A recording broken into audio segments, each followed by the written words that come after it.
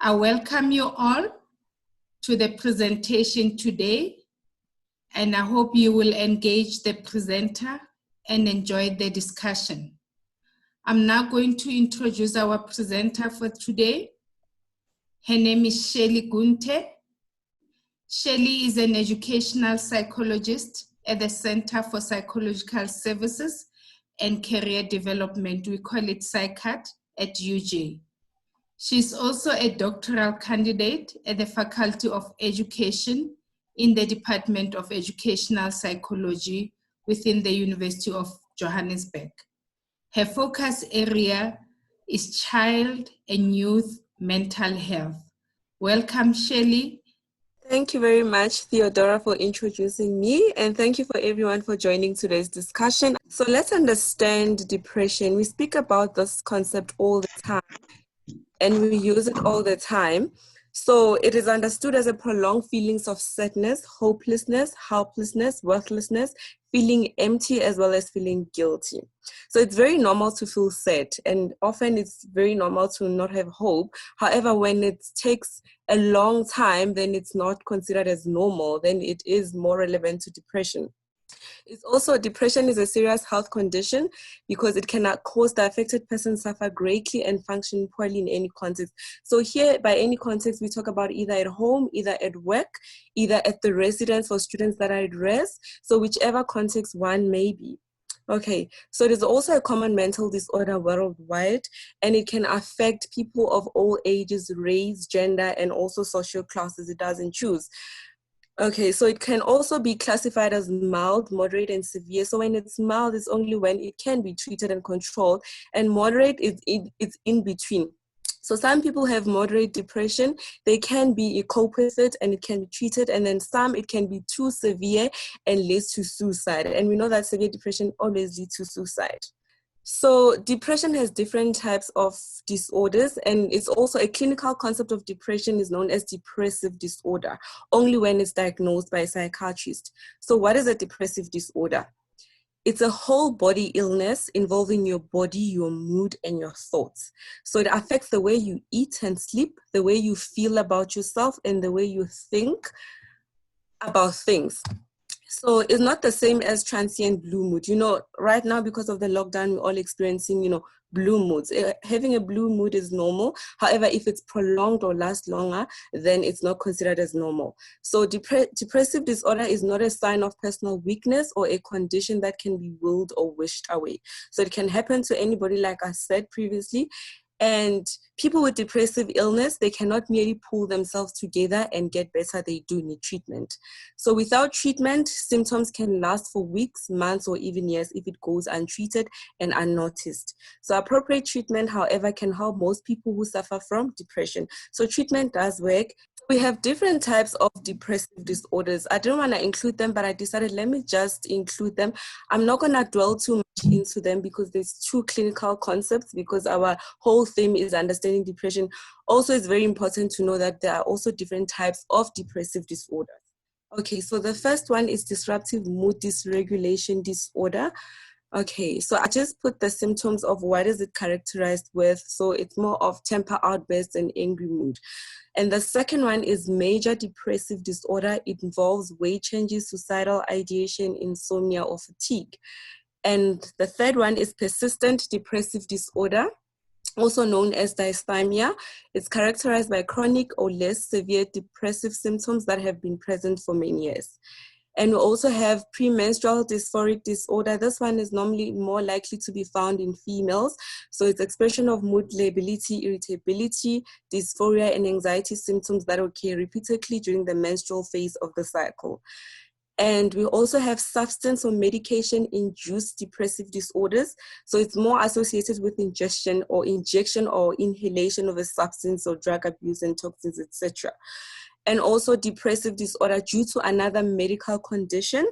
So it's characterized by diminished interest or pleasure in all activities related to the direct physiological effects of another medical condition. So we also have other specified depressive disorder, clinically significant distress in or impairment in social, occupational, or other areas of functioning. And the last one, that is found in the Diagnostic Statistical Manual of Mental Disorders, 5th edition, which is the latest and updated version.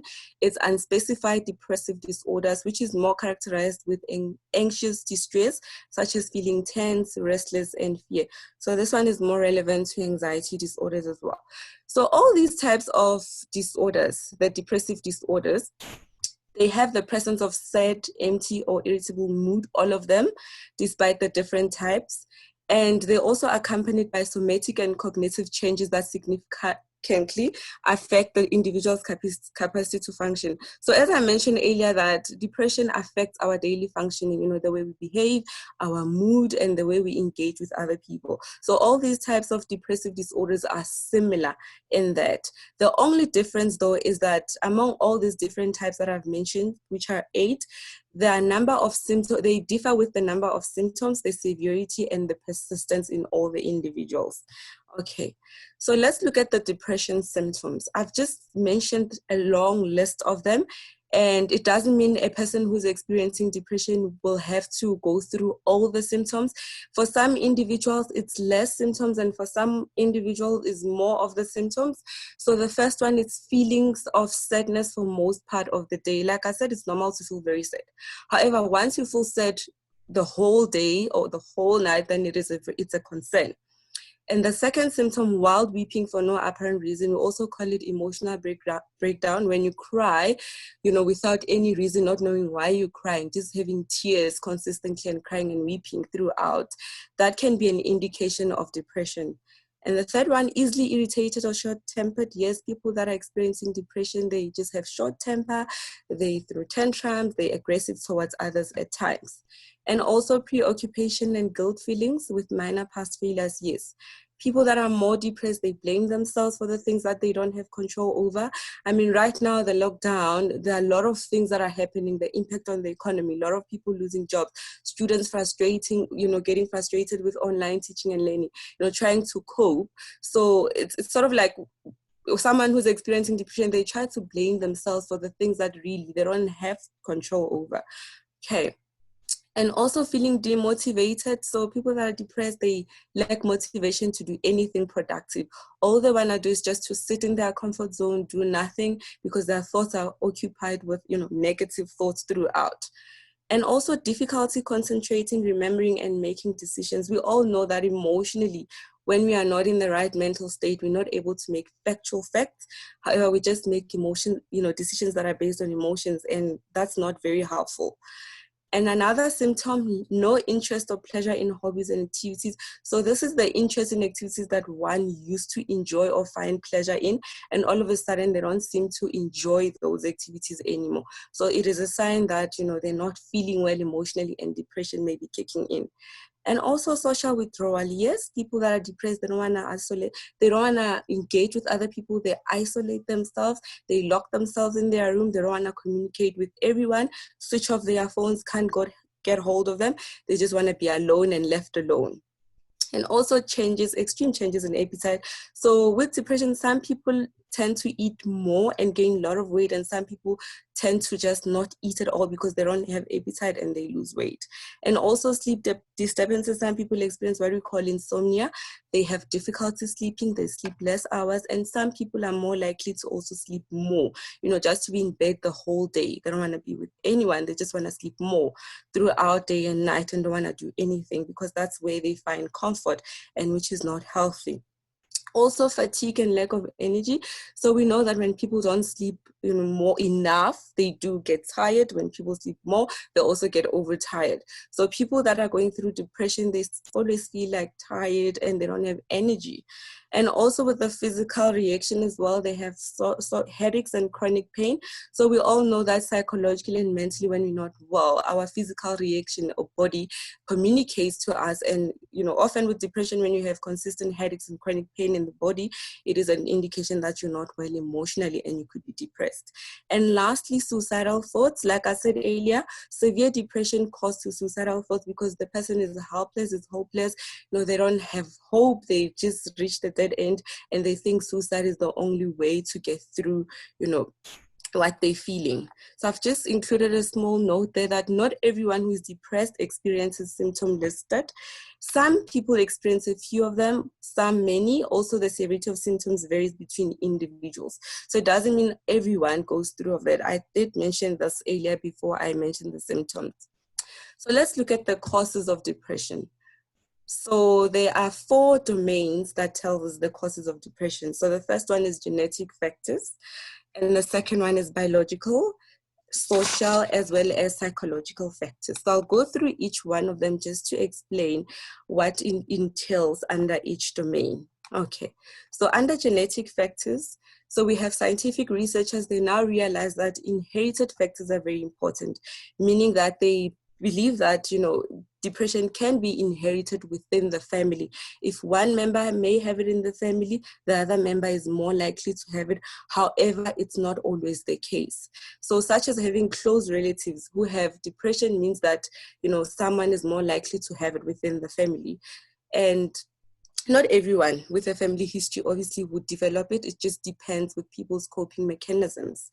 And also people with a genetic susceptibility may be more vulnerable to depression when something upsetting happens, or when something traumatic happens, such as grief or death in the family. When somebody loses someone in the family, they may find it very difficult to cope, and then it triggers, then they end up being depressed if emotions are not addressed or dealt with. Under genetic factors now, depression is believed to be caused by an imbalance of brain chemicals in the body called neurotransmitters. So we all know that we are biological beings. So when functioning of certain neurotransmitters is disturbed within our brain, depression can occur. So medical illnesses as well, such as cardiovascular diseases, can cause depression, and vice versa. If the disease is not treated, it can also cause depression. And also various medications that we often take, can cause depression, and also consumption of alcohol and other commonly abused substances are contributing biological factors to cause depression. Okay.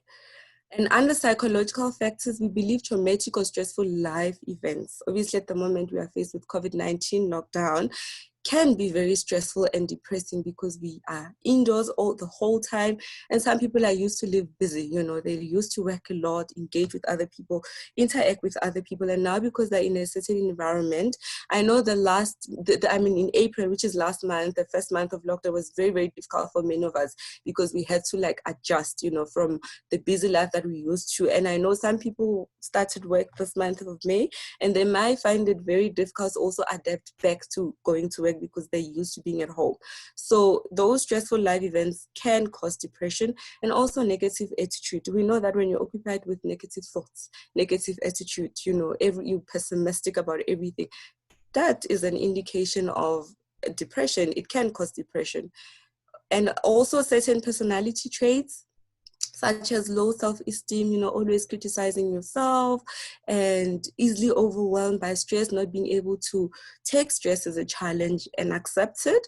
Instead, you're always dragging and feel like, oh, I'm stressed, or I don't know what to do, or I'm hopeless, there's no way out of this. So those are the contributing factors of depression under psychological factors.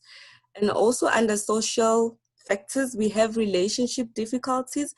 As we know, at the moment, we have, gender-based violence issue within many homes, and that can be a contributing factor to depression. It can cause depression when there are marital difficulties, when we don't get along within a home, when our relationship is not healthy, that affects us emotionally, with our loved ones. Also, financial worries. We know that a lot of people may be losing their jobs or lost their jobs already, and a lot of people stress a lot, when they're not financially stable, which is normal.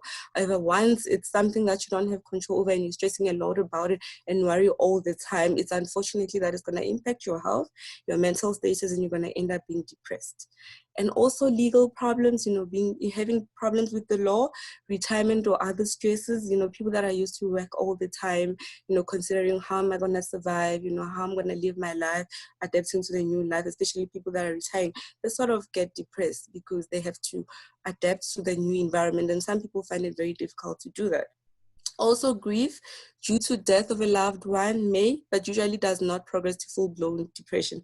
I mentioned this earlier that when death occurs within the family, or when you lose someone very significant in your life, And if you don't deal with it, it does cause depression in a way because it's prolonged. So normally when you lose someone in your life, it's very good to attend to it immediately so that it doesn't, emotions don't pile up and you end up being, depressed and unable to cope. So we encourage that. All right, so let's look at the common depression treatments. I know there's a lot of them. However, I've just put the ones that, we normally refer to them as psychologists. So the first one, depression can be treated through psychotherapy. So psychotherapy is used by different healthcare professionals, by psychiatrists, by psychologists, by social workers, counselors as well. So how we treat it is that we use different therapeutic techniques, to help clients obviously shift their negative thinking. So some of us use cognitive behavior therapy, solution-focused therapy. So use different types of therapeutic interventions with different clients because each client's needs, obviously, and severity of depression differs from one client to the next. And then the second one is medication. So severe depression might call for something stronger than a chat, especially in therapy. So doctors or psychiatrists might prescribe an antidepressant or mood stabilizers or antipsychotic pills. So normally when our clients, especially are presenting with depression-related symptoms and it's very severe, we often refer them to the psychiatrist or for psychiatric evaluation. So when they are normally evaluated, if it's very severe, they're normally prescribed antidepressants, and each antidepressants, they vary per type of depressive disorder. So it depends what the person is going through. And there are also different types of antidepressants. I didn't mention them here. So they are also prescribed for different types of depressive disorders. And then the third one is brain stimulation. Okay, so this one normally it's often used when it's as a last resort, when psychotherapy didn't work, when medication didn't work. So normally some patients with treatment resistance for depression, such as meds, they may want to try what we call electroconvulsive therapy. So it's done at the hospital and it requires hospitalization. So another important note is that psychotherapy and medication can be combined together. So we can see clients that are on antidepressants for therapy because it helps a lot. And the last one, how do we treat, and which is something that we can do right now, you and I, which is mind-body medicine. Okay, so research shows that lifestyle changes, like exercise and meditation, it helps, it boosts our mental state. So when we look after ourselves, it helps us, just distract ourselves from negative thoughts and occupy ourselves with positive thoughts. So that is called self-care. Professionals, we use the term self-care because we're looking after our mental health. So that is very, very important. The simple and little things that we can do with our little ones at home, as a whole family, that we can do together. So how do we cope with depression? This is very, very important. And it's more relevant to, the one that I just mentioned, mind-body medicine coping strategies, which is also known as self-help strategy. So it's very important to eat a healthy, balanced diet, get enough rest, sleep enough. I know some of us are currently working from home and often we're not used to be in front of the all the time or the digital world. So often it does have an impact on us, mentally. So I think it's good to just have enough rest and balance, work as you can, but then don't work the whole day and the whole night. Just sort of have a balance in your life. And also it's very important. I know for some people it's very difficult to disclose, and many of our clients will say, but I don't have anyone to talk to, or people won't understand what I'm going through or what I'm feeling. And it's very normal, because we know that expressing our feelings, it's not something all of us are comfortable to do. So it's very important to express, to someone that we trust. It could be a friend, write in a journal what you're feeling, what's going through in your mind, using art. I know some people, they like drawing, they like painting. That is also very therapeutic because it helps release some negative feelings that we may have. So anything, I just mentioned a few. There's a lot that you can do that helps you express your feelings. And I know some people, they say listening to music helped me ease, my negative thoughts and just give me hope. So there are a lot of different things. Whichever that works for you, you can use it. Also, I know right now we can, engage in social interactions with our friends, our family relatives. However, I think within our immediate environment, those who live with people, I know there are some students that are at rest and they are alone. And I know it's very difficult, for them because they're not engaging with anyone. However, we can make use of social media. I mean, like our VC encourage that we need to adapt to fourth industrial revolution. We can find ways to reach out to others, even if we're not like in physical contact with them. So it's very good to sort of like keep in touch with people, even if it's not physically, but socially through social media, through Facebook. We even have Zoom now, which is quite wonderful. And also, if it's very severe, right? Just speak to a professional.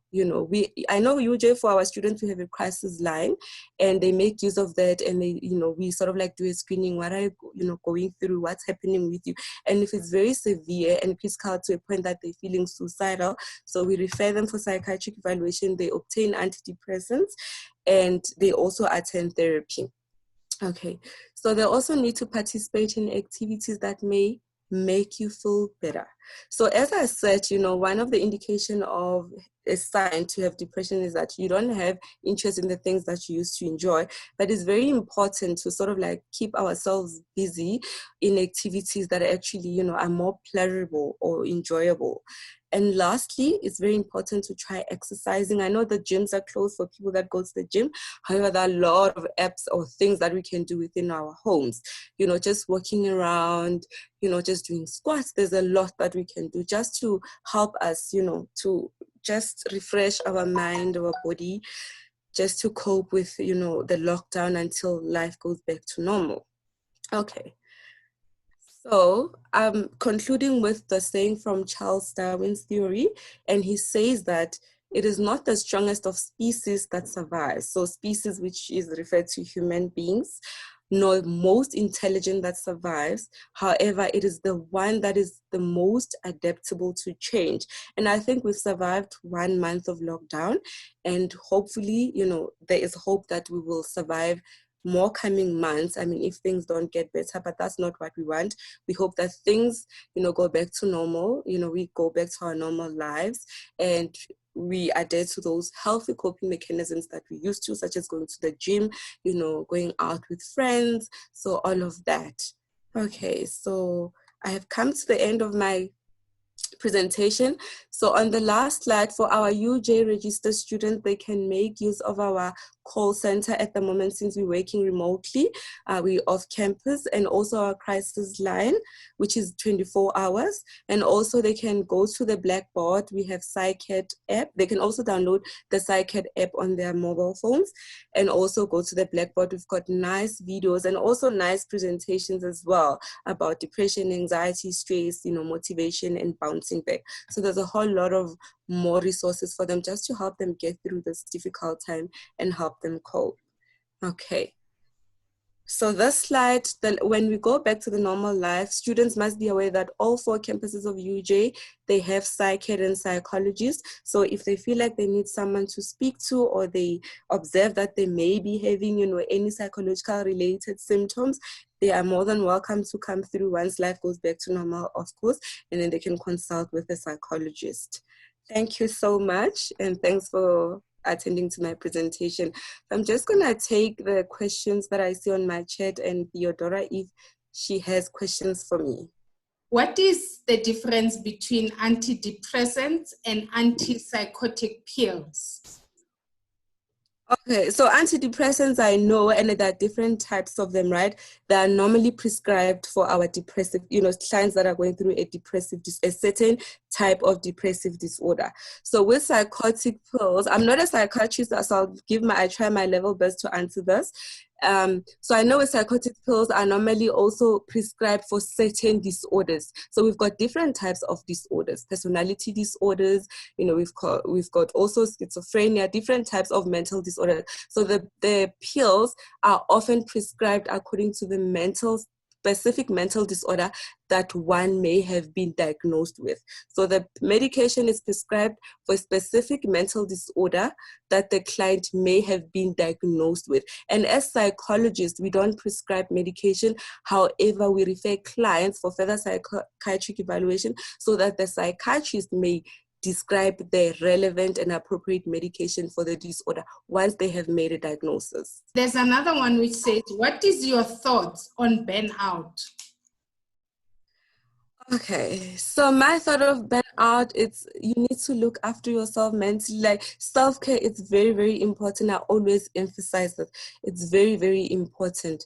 And when you feel burnout, it means it's about time you need to take a pause, look after yourself, assess yourself and evaluate, why am I burnout? What is causing this in me? And obviously, if it's working too much or sitting at home and doing nothing, then it means it's about time you need to have a proper routine, get things to do that are very productive and also that are more pleasurable and relaxing to you. Because I know when we work a lot, we often get burnt out. Our physical body communicates to us that, what, I'm not okay. I'm burnt out. I need to rest, look after myself mentally, emotionally, physically, all the domains of functioning.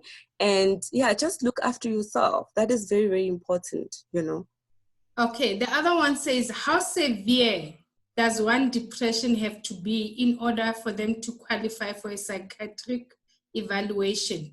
What if you make use of the crisis line for someone who is not a UJ student? Okay, so let me answer the first part. So with depression, when it's very severe, as I mentioned earlier at the beginning of my presentation, that when it's severe, it often leads to suicide. So what we do at PysCaD is that when students are coming to us and if they seem to be presenting with depression-related symptoms, we assess, is this mild, is this moderate, is this severe? And obviously, if it's very severe, we know that they've reached to, thinking about suicide and taking their lives, then we immediately refer them for psychiatric evaluation, and we always make sure that they get there. We involve the family member. They know at the beginning of therapy, or even if when they come for the first time, we inform them that should they be danger to self or others, as professionals, we are obliged to involve a third party. And if they seem to present with severe depression and they may be feeling suicidal, then immediately, we don't waste time, we refer them for psychiatric evaluation. And some, in severe cases, they admit them in the hospital, and some, they just prescribe their antidepressant or something that can help them, cope with depression within that time. So with regards to the crisis line, because as psychologists working for the university, unfortunately, it's only for our UJ registered students because we cater them and their mental health matters to us. For people from outside, I know they can make of the SADC, South African Depression and Anxiety Group, they can make of their call center. I know they're very helpful, they're very responsive, and they've involved, and concerned about the mental health issues. So crisis line, unfortunately, is for all UJ registered students. They can make use of it anytime it's available. Okay, Shirley, I've got another one here who says, hi, Sisule Moyo says, I think I could be depressed. I feel my religion does not allow me to accept that I could be depressed. What is the impact of religion to our mental health? And how can I balance mental health and religion? I just need a comment around this that can even help me personally. Okay, I'm not sure which religion the person asked about. However, I will answer from my side, from a Christian perspective, because we are very open to mental health, especially my church is an Adventist church member. We do have the health ministry, the education ministry. So I'm not sure, which church does the participant go to. However, I know in my church, we acknowledge, that in terms of as a person, as spiritual beings, we have faith that, God, sustain us and can heal us. However, it's very also normal to consider our mental state, because we live in a very stressful life. We live, a stressful life, and there are a lot of stress factors that have a lot of impact on our mental state.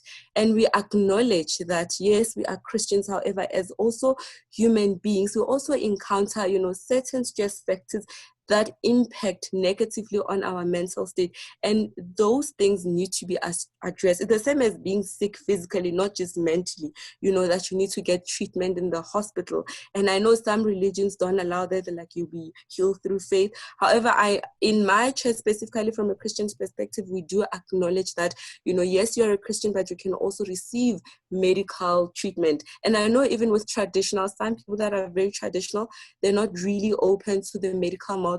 However, like I said, from my perspective as a Christian, we're very open. We acknowledge that, okay, the client, yes, is a Christian. However, they also need to receive medical treatment as well. So I'm not sure the client's religion, which church do they go to?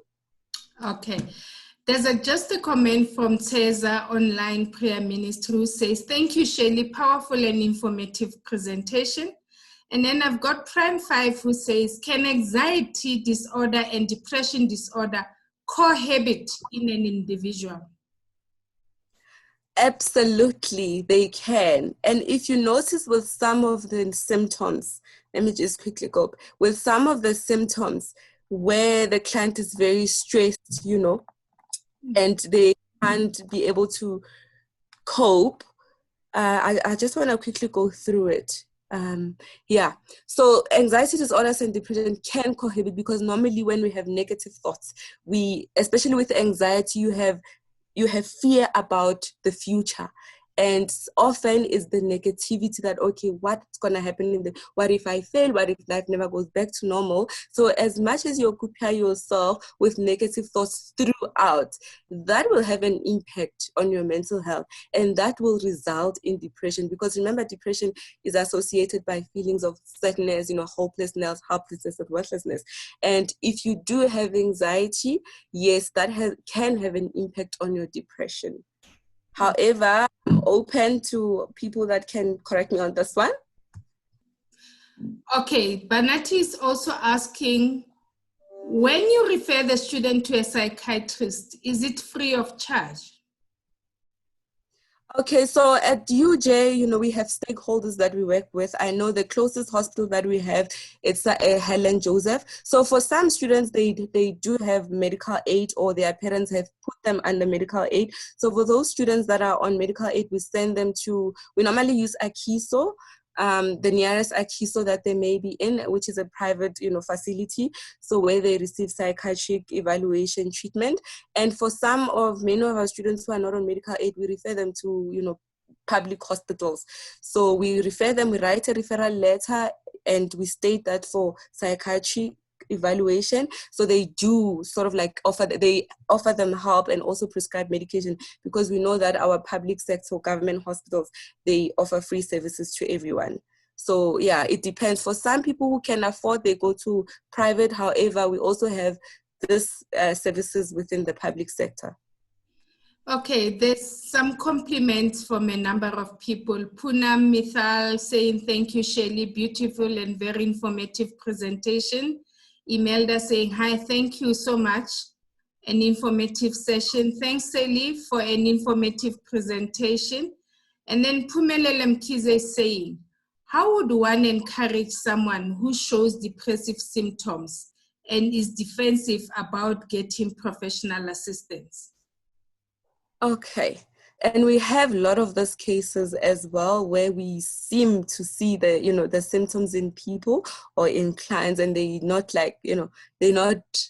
denial. Let me say they're in denial of what they're going through. So what we can do is that, remember, as psychologists, when we work with clients and we come across people that we may be concerned that this person can be depressed. So what we do is that we have to be there for the person. So help the person acknowledge all the feelings that they're going through, and also educate the person, because sometimes the person may not be aware. They know that they feel sad all the time, have emotional breakdowns, but they may not be aware of what condition they may be having. So as a psychologist or anyone who knows about depression, you can sort of like facilitate the person, helps the person acknowledge their feelings, help them open up to their feelings, because we know that the stage of allowing the person or the client of receiving help, it's not easy. It depends with the client or the person. If they're ready and willing to receive the help, then it becomes easier. However, if they're not ready or willing, so we need to work with the person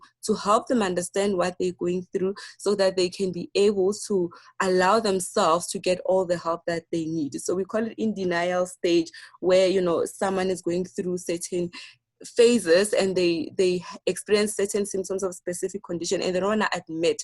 So what we do, we allow that person to sort of like shift from in denial stage to sort of like acknowledge. And once they acknowledge, they learn to accept. And once they accept, they're able to receive the help.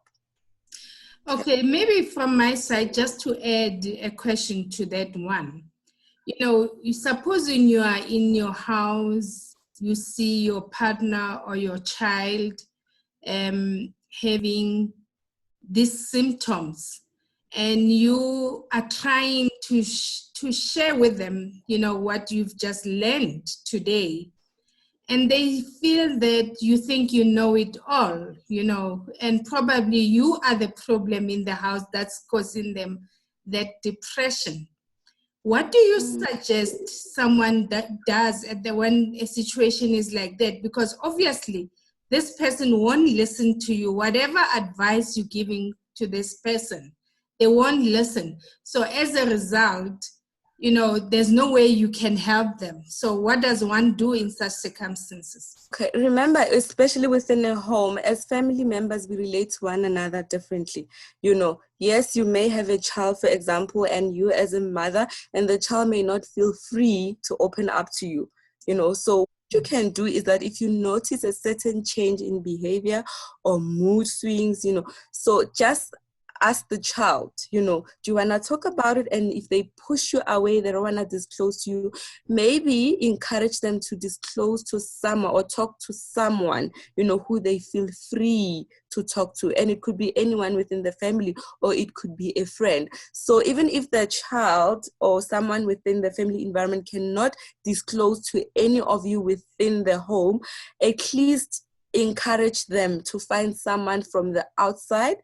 Even if they don't have someone from the outside, maybe ask them, to go through online, and as they see that they're not the only ones in the boat, but there are a lot of people that are experiencing what they go through. So they will sort of like relate to them, or maybe ask, a question online, and maybe they can get help. Someone can encourage to them, you seem to be feeling depressed, or they can ask. Some people I know, especially within our family, they prefer talking to strangers, people that they don't know at all, they've never met at all. So the most important thing is encouraging them to try to express whatever that they're going through to someone else, even if it's not a family member, a mom, a dad, or sister, but at least it needs to be expressed, because the longer it's suppressed, the worse it becomes. And remember, whatever that we feel within the home environment is projected from one person to another. We know as parents, if I feel depressed, obviously if I have a small baby or children within the home, they sense that, they sense that I'm not okay, and it's projected onto them, and they also project it back to me,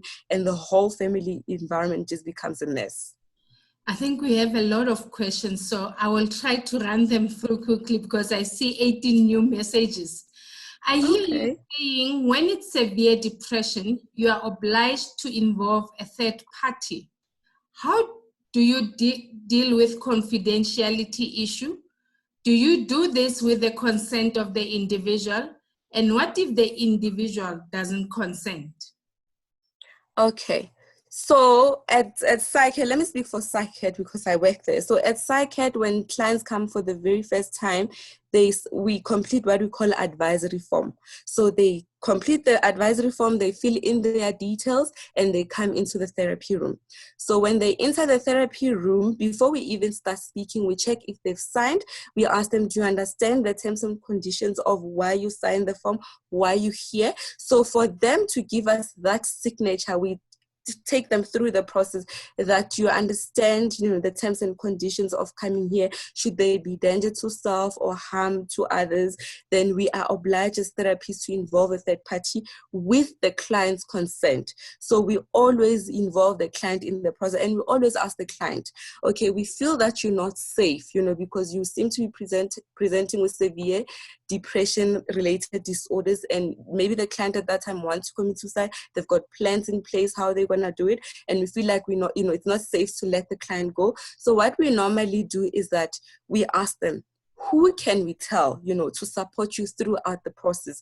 And sometimes the student will say a friend, or my mother, or my sister. So anyone that the student gives us permission to involve. Because remember, on our psychiatrist forms, they're not just writing their own details, but they also write their, legal guardians or someone else, the relatives, contact details as well. And they know very well when they consent that should obviously I be danger to myself or others, yes, the psychologist is obliged, and they sign to the terms and condition should it be necessary. So in terms of confidentiality, we address that from the beginning, either during advisory session or the normal official therapy sessions. They know the terms and conditions that if you come to us and you are in danger, so we are forced because we can't let it go ahead. So that's where we work around with confidentiality. The clients are aware of the process, and obviously when we refer them, they know very well that a third party has been involved, and they give us permission who that person should be. Okay, we've got Jan Hill here who says, thank you, Shirley, for a well-presented, informative presentation. If a strong person is adaptable and resilient, can this person be still diagnosed with depression? We're talking of a strong person here, who normally, doesn't show any signs of weaknesses, I think. I also think so, is able to contain all their emotions. Depression, like I said, when you have, it's more characterized by negative thoughts, right? And all of us, I believe, as human beings, as individuals, we are strong, we have resilience, we have coping mechanisms. However, I know in some people, it gets to a point where they just can't take it anymore. So for people who have strong resilience, and I think which is why we are able to overcome getting depressed, yes, you can go through all these emotions, and if you're strong, like I said, depression can be mild, moderate, or severe. And if it's mild, I'm sure many of us have, to be honest, at some point had mild related, depression symptoms. And if it's mild, we are able to be aware that, wait a minute, I'm not okay. I've been having, emotional breakdowns. I've been crying. I've been sad for a very long time, the whole day. So maybe I'm not okay emotionally. And some of us, obviously, we seek professional help. We speak to the therapist. And that's when you are aware that I'm not okay. Maybe there's something wrong that I'm not doing. Let me try to do something right to help me cope. So we believe people that are very resilient are able to go through all the storms of life. And yes, they can get back up and function and cope. So I think in her case, when she says strong, she means emotionally strong. Yes, you can deal with depression when you're very emotionally strong, as long as you're looking after yourself, you're doing something about what may be going on or what you may be experiencing during that time. You get all the help that you need, because remember, psychologically, when you suppress a lot of emotions, yes, we are strong, but it gets to the point where you can't take it anymore and you have either a mental breakdown or emotional breakdown. So it's very important to take, pause and see, wait a minute, I think it's too much. I'm not coping anymore. I can't do this anymore. Then it's where you need to assess and evaluate where you need help and address it immediately. Okay, there's a comment here which says it's also important to demystify the community perception of depression and normalize it for our communities, especially now in the era of COVID-19. And then Bonacci comes again and says, how do you explain that you are depressed to your family and get them to understand where you are coming from? Because most families tend to tell you to pray. Yeah, absolutely. I do agree with the participant question that, normally, especially in my cultures and in African culture, I know we are raised in a way that we are not allowed to express our emotions. And obviously, from a psychological point of view, that is very unhealthy not to speak about what is bothering us within. And yes, some parents or some people, when you tell them, you know what, I feel depressed, I'm not okay, they think, oh, well, you'll get over it, you'll be fine. They don't realize that it's a serious mental health condition, and if it's not treated or not, attended to, it can lead to, the worst case scenario, such as committing suicide. So I think if the person feels like they depression, or they may be feeling depression, maybe, inform the family, tell them what you're feeling. And if they still say to you, well, pray. And I think as individuals, I know we want to equip ourselves, and you feel like that's not helpful, then maybe it's about time you try to seek professional help. You can either ask, online. That what I love about South African Depression and Anxiety group is that they've got a website, and on their website they have very nice pamphlets that have very good information on almost all the mental disorders. So they can actually go through the end if they feel like, I think I'm really, really depressed, because sometimes we sort of present with depression related symptoms but not really depressed, because only the psychiatrist needs to diagnose is that, yes, I have a depressive disorder. So not without the diagnosis, but we may be feeling that way or going down that lane. Maybe let's associate ourselves with the right people, and also consult with the professionals that can advise you that, maybe it's about time you get the professional help, or maybe it's about time you get evaluated if you can. But obviously it's very good to always check with the therapist first to screen and assess, and if it's very severe, then they can refer you to the relevant place to get help. Okay, thanks for that answer. But I see iPhone 8 has also responded to Bonacci. So Bonacci, I hope you can read the response from iPhone, which is in addition to what Shirley has just given you. And then Sihlule Moyo says, thank you. What are the symptoms of a mental breakdown? Okay, so when we go through a mental breakdown, right? So we know each person knows themselves better than anybody else. So when you have a mental breakdown, it's when you've experienced, for example, in a case of trauma or psychological distress or any form of a stress that you really haven't dealt with.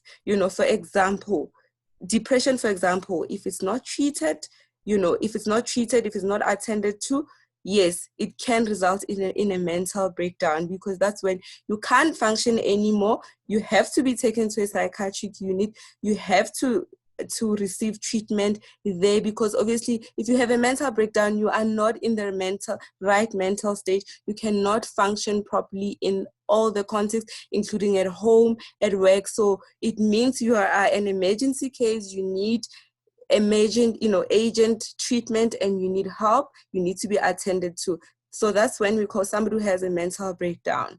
They can't cope on their own, they can't function, they're not in the right state of their mind, and they need professional help immediately.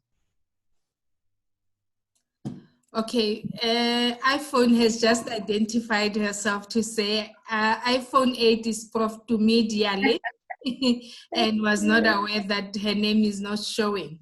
Okay, I think we've had questions from everyone, and I think this was a very informative session. And I would like to thank you, Shirley, for this very informative session. And I think, as you can see from the chat, everybody who logged in was saying thank you. This was wonderful. This was informative and put in a very simplified manner. So hopefully people will go back, check themselves, check their partners, check their kids for any of these symptoms, and not be too pushy, because I think the one problem we have as people is that we observe these things and then we don't have a way of communicating them. We sort of want to push people. So maybe as a last or concluding words, instead of pushing people, what is the nicest way of talking to someone that you see the symptoms with? So the nicest way to talk to someone is that, how are you? How are you feeling? Because in most cases, we just say, hi, how are you? We never really get to understand or get to know what people are feeling. And I have noticed this in many families. When we sit around the table, when we eat, we never ask each other, how was your day today? You know, what happened? How are you feeling? Or how did that make you feel? So first step, let's learn to encourage everyone to express their feelings.